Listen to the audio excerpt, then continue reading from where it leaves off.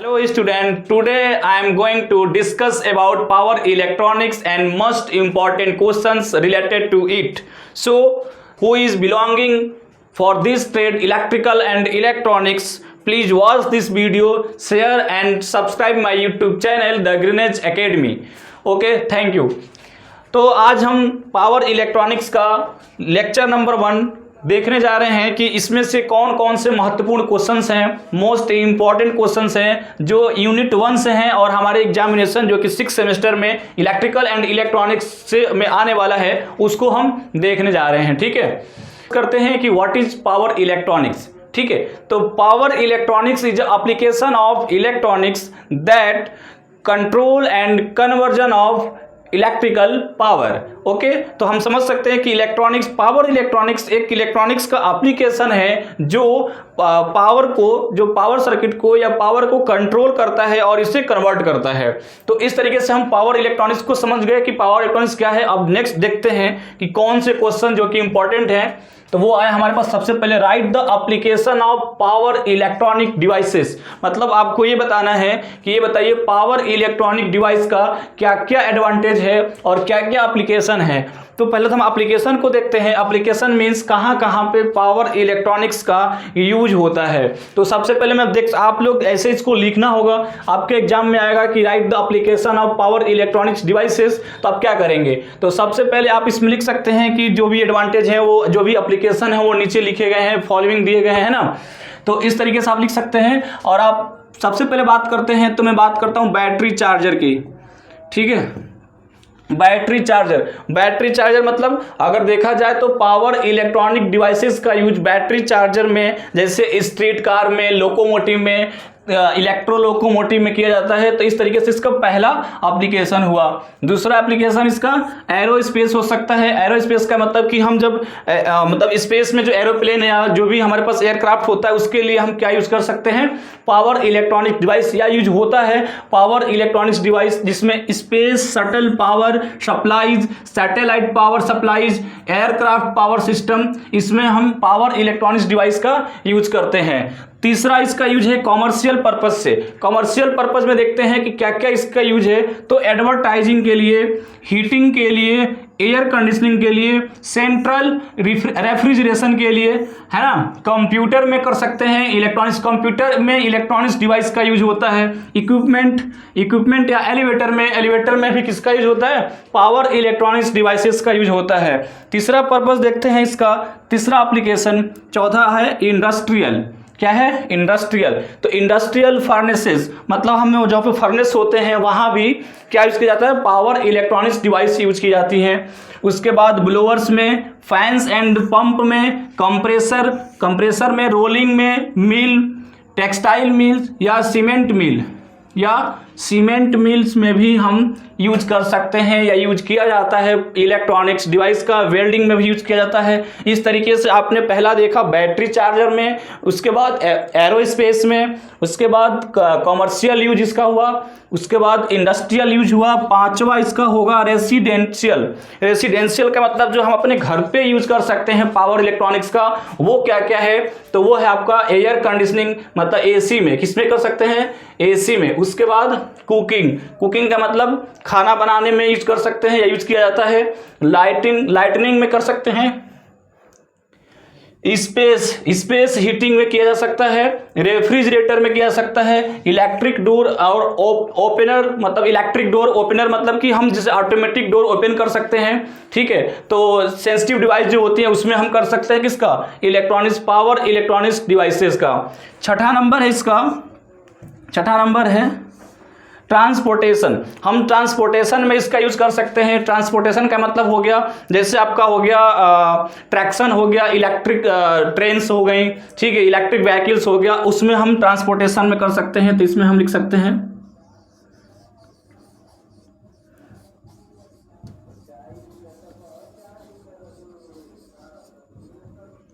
या हम कर सकते हैं इलेक्ट्रिक ट्रेन, जो कहते हैं इलेक्ट्रिक ट्रैक्शन कहते हैं जिसे। तो इलेक्ट्रिक ट्रैक्शन में भी यूज किया जा सकता है या यूज किया जाता है पावर इलेक्ट्रॉनिक्स का। टेलीकम्युनिकेशन। टेलीकम्युनिकेशन आप देख सकते हैं ब्रॉडली रूप में पावर इलेक्ट्रॉनिक्स डिवाइस का यूज टेलीकम्युनिकेशन में किया जा रहा है। तो इस तरीके से आप क्या कर सकते हैं, इस क्वेश्चंस को रिप्लाई कर सकते हैं, जो कि 5 नंबर में पूछा गया है आपके एग्जामिनेशन में। अब करें what are the different desire characteristics of controllable switches. तो आपसे ये क्वेश्चन सेकंड क्वेश्चन पूछेगा, जो कि मोस्ट इंपॉर्टेंट क्वेश्चन है, जो एकेटिव एग्जामिनेशन में कई बार पूछ दिया गया है। तो इसको हम देखेंगे, इसमें क्या क्या जो स्विच होता है, जो कंट्रोलेबल स्विच है, उसका मतलब क्या क्या मतलब क्वालिटी होनी चाहिए, वो हम देखेंगे इसमें। तो देखते हैं, आया पहले small leakage current in the of state में स्मॉल लीकेज करेंट होना चाहिए। मतलब अगर लीकेज करंट का मतलब होता है, अगर देखा जाए जब ये ऑफ स्टेट में होता है तो क्या होता है, जो माइनॉरिटी चार्ज कैरियर होती हैं उनसे लीकेज करंट फ्लो होता है। तो वो लीकेज करंट बहुत ही कम होना चाहिए, किसके लिए, जो कंट्रोलेबल स्विच हैं। उसके बाद small turn on and turn off time होना चाहिए। जाहिर सी बात है कि जैसे ही हम ऑन करें तुरंत स्विच ऑन होना चाहिए, जैसे ही स्विच ऑफ करें तुरंत स्विच क्या होना चाहिए, ऑफ होना चाहिए।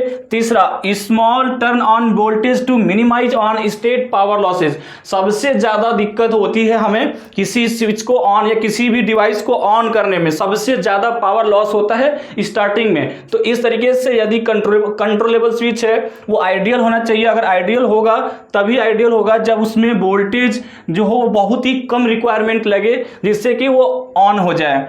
High on state current rating, मतलब high on state current rating होना चाहिए, मतलब उसका जो करंट रेटिंग होना चाहिए, ऑन स्टेट करंट रेटिंग वो हाई होना चाहिए, किसके, कंट्रोलेबल स्विच का। उसके बाद पॉजिटिव टेम्परेचर कॉफिशिएंट, पॉजिटिव इसको कहते हैं कि यदि टेम्परेचर बढ़े तो उस डिवाइस उस स्विच का रेजिस्टेंस क्या होना चाहिए, बढ़ना चाहिए। ये उसको कहते हैं अल्फा पॉजिटिव है, इसका क्या है, अल्फा इसका पॉजिटिव है, मतलब पीटीसी कहते हैं पॉजिटिव टेम्परेचर कॉफिशिएंट। इसका मतलब यदि टेम्परेचर बढ़ेगा तो रेजिस्टेंस भी बढ़ना चाहिए, ठीक है, रेजिस्टेंस भी बढ़ना चाहिए। Power should be small to control the device, मतलब कि पावर जो इसका होना चाहिए वो बहुत ही स्मॉल होना चाहिए, पावर लॉस इसका बहुत स्मॉल होना चाहिए, जैसे कि ये कंट्रोल कर सके किसी डिवाइस का। और large dv over dt and di over dt rating, मतलब वोल्टेज का जो रेट होना चाहिए बढ़ने का या जो करंट का बढ़ने का रेट होना चाहिए, किसके अकॉर्डिंग, टाइम के अकॉर्डिंग, वो क्या होना चाहिए, बड़ा होना चाहिए, जिससे कि ये ज़्यादा से ज़्यादा वोल्टेज जो हमारे पास चेंजिंग होते हैं, अचानक चेंजिंग हो सकते हैं, या कभी कभी वोल्टेज बढ़ जाता है या करंट बढ़ जाता है, तो उसको हमारा स्विच क्या कर सके, सह सके, उसको मतलब जो अपना आउटपुट है वो देता रहे। तो इस तरीके से उसका large dv over dt and di over dt rating होनी चाहिए। देख लिया कि पावर इलेक्ट्रॉनिक्स क्या होता है, पावर इलेक्ट्रॉनिक्स स्विचेस का क्या मतलब अगर देखा जाए तो क्या क्वालिटी होनी चाहिए, हमने ये देख लिया। उसके बाद अब जो हम पढ़ने जा रहे हैं अब ये है power BJT, bipolar junction transistor. अब बाईपोलर जंक्शन ट्रांजिस्टर से कम 3 या 4 क्वेश्चंस ऐसे हैं जो कई बार एग्जाम में पूछे गए हैं। तो हम केवल बीजेटी का पूरा ही मतलब पूरा क्वेश्चंस को इंक्लूड करते हुए हम इसका एक शॉर्ट नोट तैयार किए हैं, जिससे कि आप उस 4 या 5 क्वेश्चंस को इस शॉर्ट नोट के थ्रू देख सकते हैं। जैसे आपसे क्वेश्चंस पूछता है अगर एग्जाम में कि पावर बीजेटी क्या है, व्हाट इज पावर बीजेटी, तो ये क्वेश्चन हो सकता है। What is the working of power BJT, what is the construction of power BJT, है ना, what is the characteristics of power BJT. तो आप ऐसे क्वेश्चंस 4 या 5 क्वेश्चंस को मात्र अभी एक शॉर्ट नोट में समझने वाले हैं कि बीजेटी क्या है। तो बात करते हैं, जैसे आपने एनालॉग इलेक्ट्रॉनिक्स में बीजेटी पढ़ा है, उसका मतलब बाईपोलर जंक्शन ट्रांजिस्टर होता है। तो यहाँ भी पावर बीजेटी भी बीजेटी का full form bipolar junction transistor ही होगा, लेकिन ये बीजेटी हाई पावर मतलब हाई वोल्टेज और हाई करंट के लिए अप्लाई होता है, इसीलिए इसका नाम क्या है, पावर बीजेटी है। तो पावर बीजेटी मतलब बाईपोलर जंक्शन ट्रांजिस्टर। अब BJT is a bipolar device, BJT क्या है, बाईपोलर डिवाइस है। इट मींस मतलब जो करंट का फ्लो होगा या जो कंडक्शन होगा वो किस पे डिपेंड करेगा, होल्स एंड इलेक्ट्रॉन्स पे।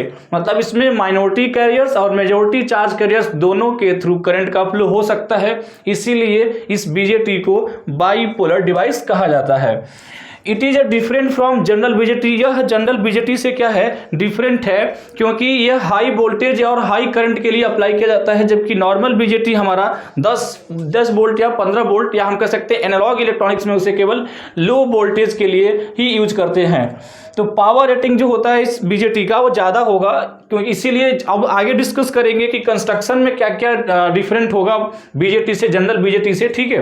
तो अभी यहाँ पे हम देख सकते हैं it is a current control device. BJT है जो नेगेटिव टेम्परेचर कॉफिशिएंट, मतलब जो बीजेटी होता है वो करंट कंट्रोल डिवाइस होता है। करंट कंट्रोल का मतलब करंट कंट्रोल करंट डिवाइस होता है, इसमें कह सकते हैं CC current control current device, CCD है, मतलब करंट से ही इसका कंट्रोल होगा और ये करंट ही डिवाइस है, मतलब इसमें करंट का ही फ्लो होता है, और लेकिन इसमें कंट्रोलिंग भी किसका होगा, करंट से होगा, ठीक है।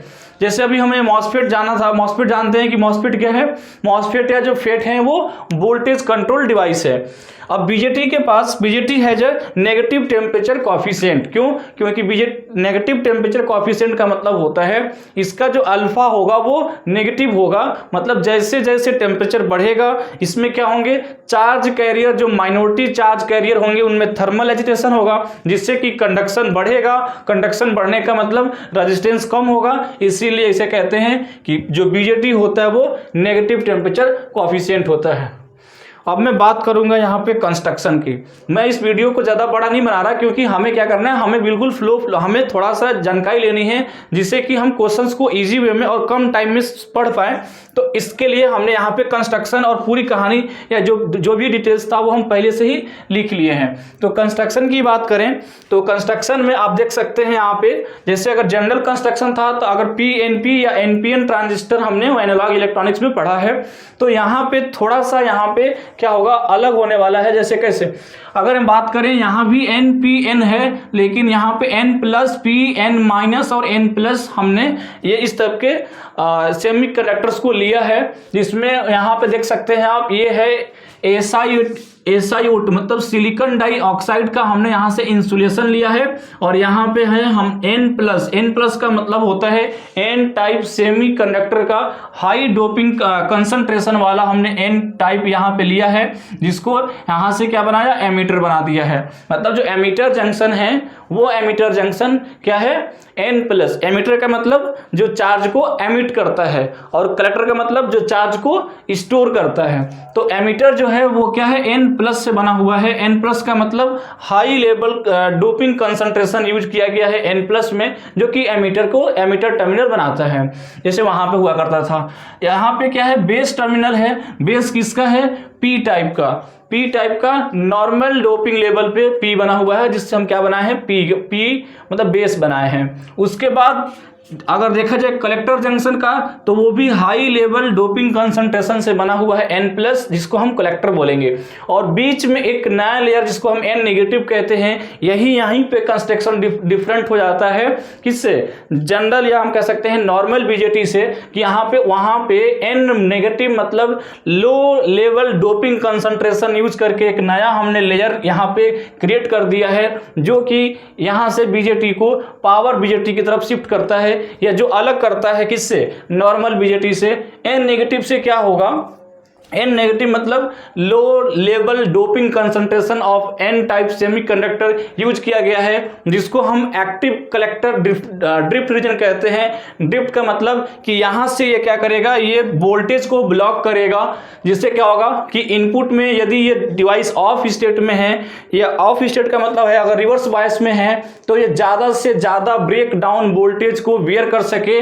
इसके लिए हमने यहाँ पे क्या लगाया है, नेगेटिव या एन नेगेटिव लेयर लगाया है, ठीक है। तो अगर आप इसमें लिख सकते हैं कि एन नेगेटिव लेयर इसलिए यूज किया गया है जिससे कि ये ड्रिफ्ट रीजन होता है, जिसमें इलेक्ट्रिक फील्ड क्रिएट होती है, और ये ब्रेक डाउन वोल्टेज को वेयर करता है, ज़्यादा से ज़्यादा वोल्टेज को सहता है, इसीलिए एन नेगेटिव बनाया गया है। अब जो एन प्लस है वो क्या है, बहुत ही थिन है, मतलब पतला लेयर लगाया गया है हाई लेवल डोपिंग कंसंट्रेशन का, इसलिए लगाया गया है जिससे कि हमारा ये जो कलेक्टर जंक्शन हो वो क्या हो जाए, उसमें रेजिस्टेंस कम हो जाए और रेजिस्टेंस यहाँ से कॉन्टैक्ट और कलेक्टर के बीच में जो रेजिस्टेंस है वो कम हो जाए, जिससे कि करंट इजीली हमारे पास कलेक्टर पे फाइंड आउट हो सके। ठीक है, तो इस तरीके से आप इसका कंस्ट्रक्शन देख सकते हैं। कंस्ट्रक्शन में बेस होता है, बेस जो कि पी से जुड़ा होता है और यहाँ पे ओमिक कॉन्टैक्ट बना हुआ है, और ये N प्लस होता है जो एमीटर है, N प्लस मतलब एमीटर से निकला हुआ है, और नीचे कलेक्टर भी N प्लस से है, तो NPN वहां पे इसीलिए जनरल पर्पज इसमें सिलिकॉन डाइऑक्साइड का यूज किया गया है इंसुलेशन के लिए, जो कि वहां पे आपके जनरल बीजेटी में नहीं हुआ था। ठीक है, तो अब बात करते हैं यहाँ पे जंक्शन की। तो आप लेयर की बात करेंगे तो इस टाइप में बीजेटी पे आप देख सकते हैं 1 2 3 4 लेयर हो गए, जबकि वहां पे कितने थे, 3 लेयर वहां पे नॉर्मल बीजेटी में हमने पढ़ा था एनालॉग में। अब जंक्शन की बात करेंगे तो यहाँ पे एमीटर बेस जंक्शन, ये आप देख सकते हैं, ये वाला एमीटर बेस जंक्शन है जिसको हम J1 बोलेंगे। कौन सा junction, J1 junction, emitter base junction. दूसरा जंक्शन आप देख सकते हैं यहाँ पे, ये है कलेक्टर और ये बेस, ये यहाँ पे C और B जंक्शन, ये क्या है, कलेक्टर बेस जंक्शन है जिसको हम J2 बोलेंगे। इसका मतलब BJT has 3 terminals and 2 junction. आप बीजेटी के बारे में लिख सकते हैं, बीजेटी के पास 2 जंक्शन होता है और 2 जंक्शन और 3 टर्मिनल्स होंगे, जिसमें टर्मिनल्स की बात करें तो एमीटर बेस एंड कलेक्टर, और जंक्शन की बात करें तो एमीटर बेस जंक्शन और कलेक्टर बेस जंक्शन होगा। और ये जो N नेगेटिव है वो एक्टिव कलेक्टर ड्रिफ्ट रीजन है। तो इस तरीके से आप देख सकते हैं, यही लिखा गया इसमें। ठीक है, अगर मैं बात करूं कि बीजेटी की, तो बीजेटी एज ए एम्पलीफायर भी वर्क कर सकता है और बीजेटी एज ए स्विच भी वर्क कर सकता है। लेकिन हम बात करेंगे पावर बीजेटी की, तो पावर बीजेटी का यूज मेनली स्विच के लिए किया जाता है, और स्विच का मतलब कि या तो ये ऑफ रहेगा या तो ये ऑन रहेगा। ठीक है, तो अगर ऑफ की बात करें तो ऑफ ये कट ऑफ रीजन में रहेगा और ऑन ये सैचुरेशन रीजन में रहेगा। मतलब अगर बीजेटी की बात करें पावर बीजेटी की, तो इसमें केवल 2 ही रीजन या 2 ही मतलब कट ऑफ रीजन और सैचुरेशन रीजन का ही यूज होगा, जिसमें कट ऑफ रीजन में ये स्विच ऑफ स्टेट की तरह बिहेव करेगा और सैचुरेशन में ये ऑन स्टेट की तरह बिहेव करेगा। तो and it is responsible for high breakdown voltage capability of the transistor. जो अभी मैं आपको बताया कि N नेगेटिव जो होता है वो रिस्पॉन्सिबल होता है किसके लिए, high breakdown voltage capability of the transistor, जिसको हम ड्रिफ्ट रीजन बोलते हैं, जिसकी doping level, doping concentration collector base और एमीटर बेस से बहुत ही कम होती हैं। तो the substrate provide a mechanical support, जो लास्ट वाला लेयर था जिसको हम N पॉजिटिव बोले थे, वो एक मैकेनिकल सपोर्ट प्रोवाइड करता है और क्या करता है, low resistance path between active collector region and contact, जो क्या करता है, लो रेजिस्टेंस, जो कि आपको मैं बता चुका था। अब मैं बात करता हूँ टाइप्स ऑफ मोड की। टाइप्स ऑफ मोड की, मोड का मतलब कि किस किस रीजन में हम ऑपरेट कर सकते हैं। तो अभी मैं बताया आपको कि एमीटर बेस, कलेक्टर बेस अगर देखा जाए तो, और यहाँ पे मोड है, मतलब हम जंक्शन को ही कन्वर्ट करके, और जिससे जंक्शन को हम या तो फॉरवर्ड बायस या रिवर्स बायस करके हम रीजन चेंज कर सकते हैं।